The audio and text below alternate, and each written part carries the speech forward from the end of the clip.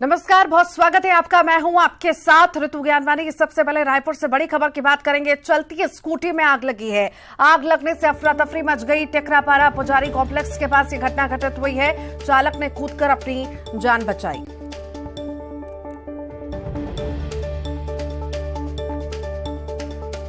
तो चलती स्कूटी में आग लगी है, ये बड़ी खबर इस वक्त आपको बता रहे हैं। आग लगने से अफरा तफरी मच गई। ये तस्वीरें आप देख रहे हैं किस तरह आग लगी है स्कूटी में। रायपुर की एक खबर आपको बता रहे हैं। चलती स्कूटी में आग लगने की घटना घटित हुई है। आग लगने से अफरा तफरी मच गई और टेकरापारा पुजारी कॉम्प्लेक्स के पास ये घटना घटित हुई है। चालक ने कूदकर अपनी जान बचाई।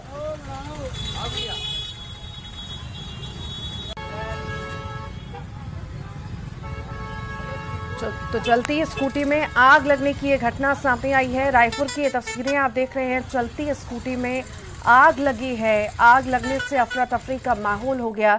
ज्यादा जानकारी के लिए युगल तिवारी हमारे साथ जुड़ गए हैं। युगल, चलती गाड़ी में आग लगी है, क्या ज्यादा जानकारी?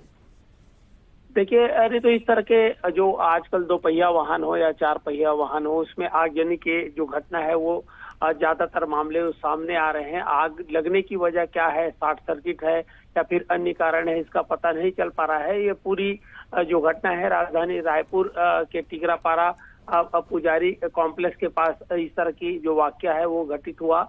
और जब युवक जा रहा था, जैसे ही स्कूटी में आग लगी और कूद करके उसने अपनी जान बचाई है। उसके बाद आग को कंट्रोल नहीं किया जा सका और जो स्कूटी है पूरी तरह से जलकर खाक हो गया है। और अभी पता नहीं चल पाया कि आग लगने की वजह क्या है, अचानक स्कूटी में आग कैसे लगी, और इस पर पड़ताल की जा रही है। क्योंकि टेकरापारा ये थाना क्षेत्र का मामला है, तो ऐसे में पुलिस भी इस पर जांच कर रही है। बाद में जब स्कूटी जलकर खाक हुआ तब इसकी सूचना दी गई। तब तक दमकल पहुंचने से पहले ही स्कूटी पूरी तरह से जलकर खाक हो गई थी। जी ठीक, बहुत बहुत शुक्रिया जानकारी को साझा करने के लिए युगल। आगे बढ़ते हैं, कवर्धा से बड़ी खबर की बात करते हैं। यात्रियों से भरी बस और ट्रक की टक्कर हुई है। हादसे में बस सवार 12 यात्री घायल बताए जा रहे हैं। घायलों को इलाज के लिए अस्पताल भेजा गया है। कोतवाली थाने के हरिन छपरा गांव की घटना आपको बता रही है।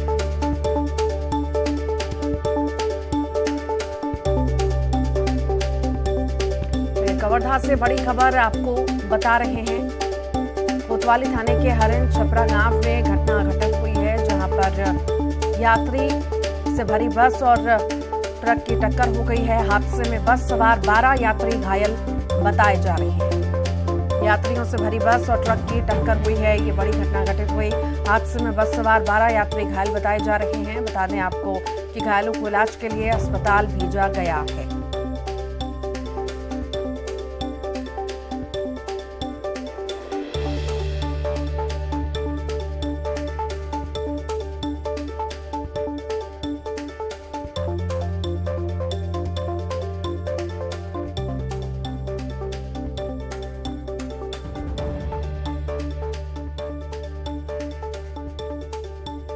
कवर्धा से बड़ी खबर इस वक्त आपको बता रहे हैं, जहां पर ट्रक की टक्कर हुई है बस से और ये बड़ा हादसा हुआ है। यात्रियों से भरी हुई ये बस थी जिसकी टक्कर ट्रक से हुई। हादसे में 12 यात्री जो सवार थे वो घायल बताए जा रहे हैं। सभी को अस्पताल में भर्ती करा दिया गया है।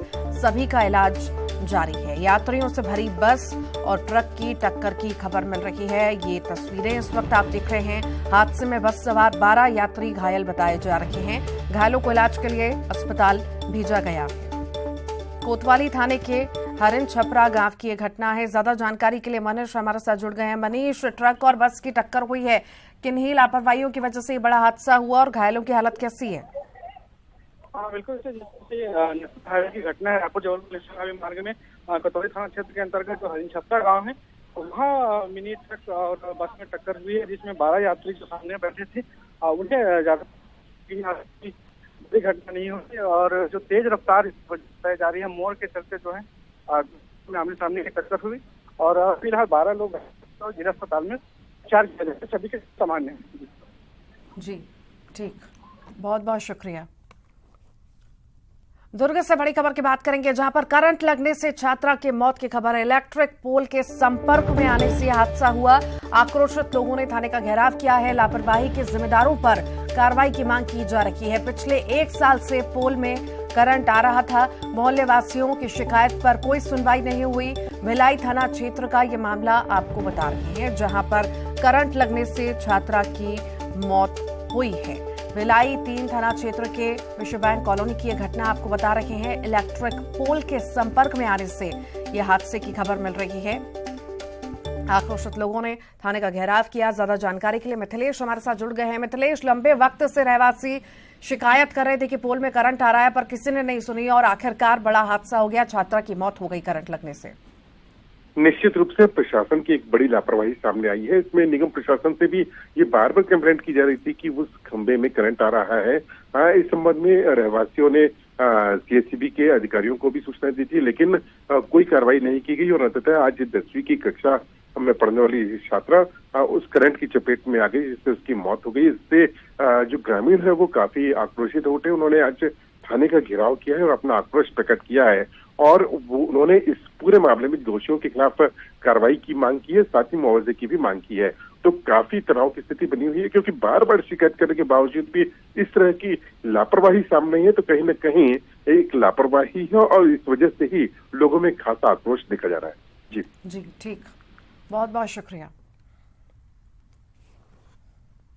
असम के मुख्यमंत्री हेमंत बिस्वा शर्मा के विशेष आग्रह पर बागेश्वर धाम पीठाधीश्वर पंडित धीरेन्द्र कृष्ण शास्त्री गुवाहाटी पहुंचे। इस मौके पर मुख्यमंत्री हेमंत बिस्वा शर्मा ने बागेश्वर धाम महाराज का आशीर्वाद लिया। इसके बाद बागेश्वर सरकार कामाख्या मंदिर पहुंचे, जहां मां कामाख्या के दर्शन किए।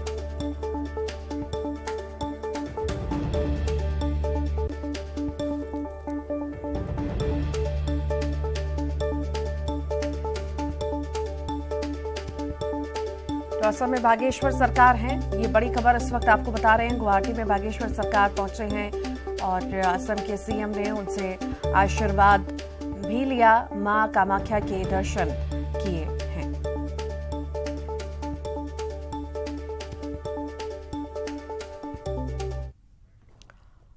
अंबिकापुर से बड़ी खबर है, चोरों के हौसले बुलंद हो चुके हैं। चांदनी चौक से दिन दहाड़े बाइक चोरी की गई। पंचदेव मंदिर के पास बाइक की चोरी की घटना घटित हुई है। चोरी की घटना सीसीटीवी कैमरा में कैद हुई। नकाबपोश बदमाश ने घटना को अंजाम दिया है।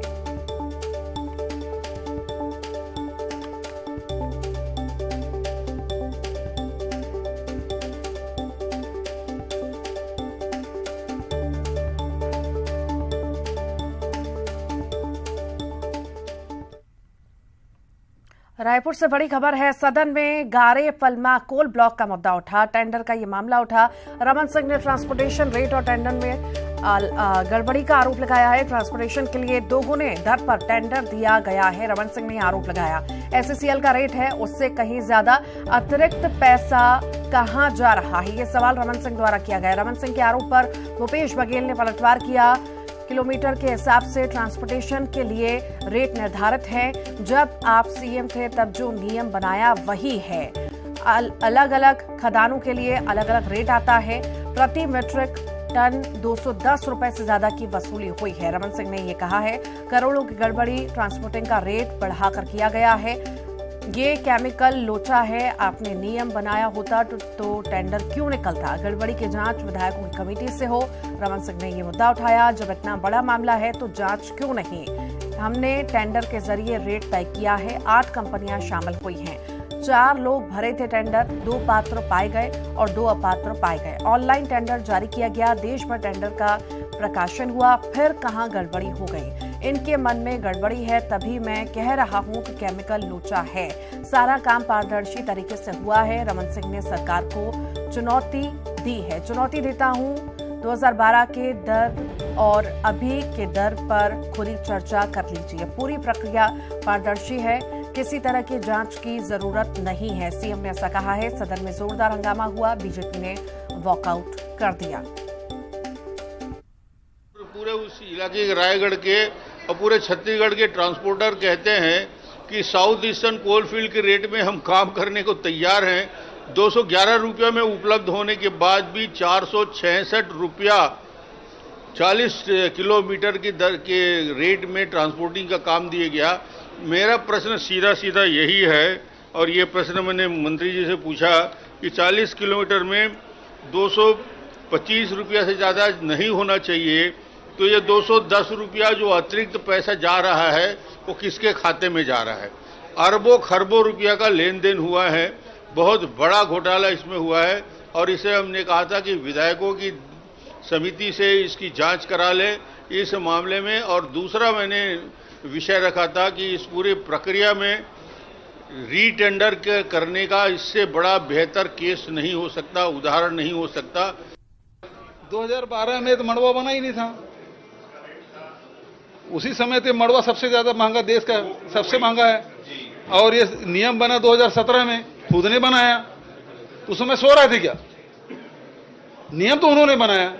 यदि एसीसीएल के ही रेट से करना था तो उसमें उस टेंडर में उस शर्तों में ये उल्लेखित कर देना था कि इसके अलग से टेंडर न कमेटी बनेगी न उसके प्रतिनिधि होंगे, बल्कि एसीसीएल के जो दर है उस पर किया जाना चाहिए। जबकि एसीसीएल में जो खदानें हैं, खदानों जो ट्रांसपोर्टेशन है वो उसके अंदर का है, खदान के भीतर का है, खदान के बाहर का नहीं है। नहीं, रमन सिंह जी आजकल जो ट्वीट करते हैं, विधानसभा में जो बोलते हैं, वो आंकड़े सब उलट पुलट रहते हैं। अब 18 लाख आपको मकान बनाने थे, आवास बनाने थे, 8 लाख उनके कार्यकाल में बन गए, 3 लाख और स्वीकृत हुए तो 8 3 11, 18 लाख थे तो 11 लाख बन गए या स्वीकृत हुए, है ना? 8 लाख बन गए, 3 लाख और स्वीकृत हुए तो 8 3 11 हो गया। फिर 16 लाख का आंकड़ा कहां से आ गया? तो ये वैसी बहुत सारी चीजें हैं जो हुआ नहीं रहता, वो कुछ सोच लेते हैं। आजकल कुछ दवाई खा रहे हैं, हो सकता है उसका असर, साइड इफेक्ट दिमाग में हो रहा है। आज भी मतलब नियम तो खुद बनाया भाई, अब मुझसे सवाल कर रहे हैं। तो सवाल इस बात का है कि ये किस ओर इशारा कर रहा है? जो साइड इफेक्ट है उसी की तरफ इशारा कर रहा है। छत्तीसगढ़ विधानसभा चुनाव में भाजपा कांग्रेस की वादा खिलाफी और केंद्र सरकार की उपलब्धियों को मुद्दा बनाएगी। इन्हीं मुद्दों के सहारे बीजेपी फिर से सत्ता में आना चाहती है। कल दिल्ली में बीजेपी प्रदेश अध्यक्ष अरुण साव ने केंद्रीय गृह मंत्री अमित शाह से मुलाकात की और राज्य के मुद्दों पर विस्तार से चर्चा की। अरुण साव ने न्यूज 18 से एक्सक्लूसिव बातचीत की, आप भी सुनिए। गृह मंत्री अमित शाह 3 दिन बाद बस्तर पहुंच रहे हैं। चुनावी वर्ष है तो राजनीति जरूर होगी, चुनावी रणनीति पर जरूर बातचीत होगी। लेकिन इससे पहले भाजपा प्रदेश अध्यक्ष अरुण साव ने कल अमित शाह से मुलाकात हुई। इसमें क्या रहा, खुद मेरे साथ अरुण साव साहब।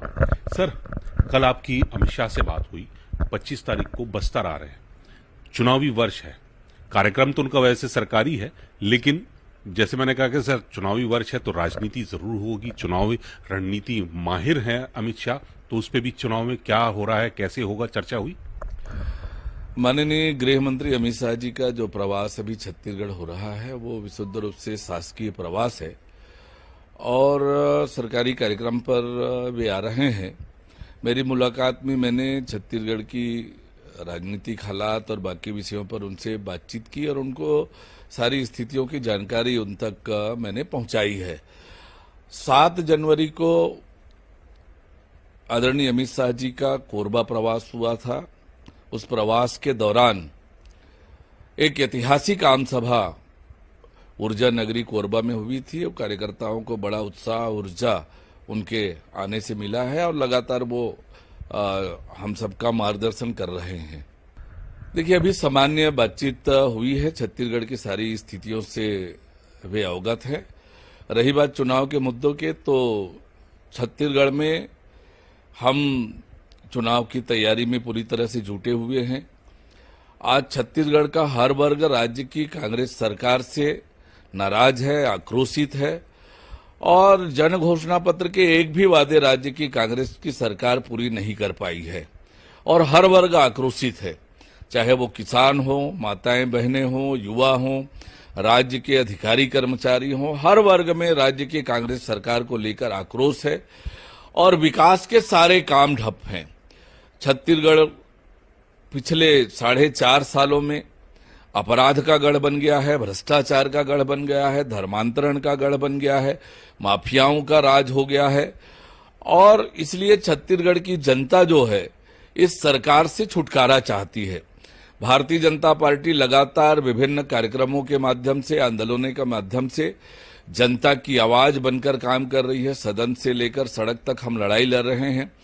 तो राज्य सरकार की वादा खिलाफी, विफलता, केंद्र सरकार की उपलब्धियां, ये सब लेकर हम जनता के बीच जा रहे हैं और निश्चित रूप से जनता का भरपूर आशीर्वाद और सहयोग भारतीय जनता पार्टी को प्राप्त हो रहा है। तरुण साव साहब दावा कर रहे हैं कि चुनाव में मुद्दे तय हैं, कांग्रेस के प्रति लोगों की नाराजगी और केंद्र सरकार की जो उपलब्धियां हैं या इनकी जो पूर्व की सरकार ने राज्य में विकास किया, खासकर बस्तर, उन सबको लेकर जनता के बीच में जाएंगे। कैमरामैन रमेश के साथ नई दिल्ली से अशरफ काज़मी, न्यूज़ 18। दिल्ली से चली सीआरपीएफ की 75 महिला कमांडो राइडर्स की टीम छत्तीसगढ़ पहुंच गई है। महाराष्ट्र से छत्तीसगढ़ की सीमा राजनांदगांव में पहुंचते ही टीम का भव्य स्वागत किया गया।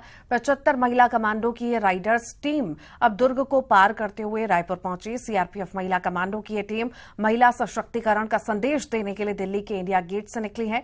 सीआरपीएफ के 84वीं वर्षगांठ पर यह आयोजन गृह मंत्रालय की ओर से किया गया। इनके सफर का समापन जगदलपुर में जाकर होगा।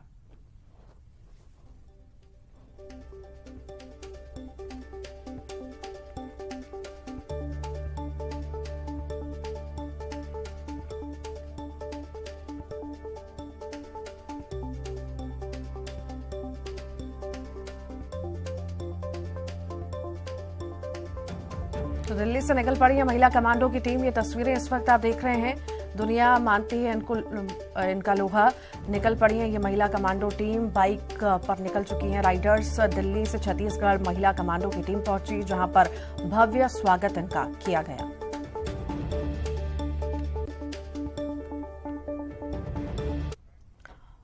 और इसी के साथ ही फिलहाल के लिए बुलेटिन में इतना ही।